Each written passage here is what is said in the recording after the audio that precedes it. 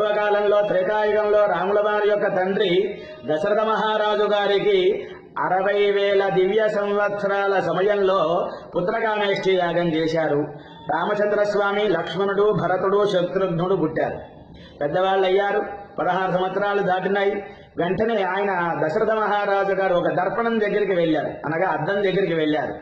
మనం అందరం కూడా పొద్దున పూట మొహం కడుక్కున్న తర్వాత అద్దంలో చూస్తూ ఉంటాంగా. చూసే సమయంలో ఆయనకి చెవి మీద తెల్లని వెంట్రుక వచ్చిందిట. ఆహా, నేను ముసలివాణ్ణి అయ్యాను, ఇంకా రామచంద్ర స్వామికి పట్టాభిషేకం చెయ్యాలి అనుకున్నారు. ఈ కాలంలో 20వ సంవత్సరానికే తెల్ల జుట్టు వస్తోంది. అమెరికాలో 60వ సంవత్సరంలో సినిమాలో చిత్రాలలో హీరోగా ఉంటారు.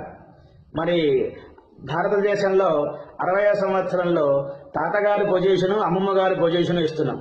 మన యొక్క శక్తి ఎప్పుడనగా కురులు వెలవెల కానప్పుడే అనగా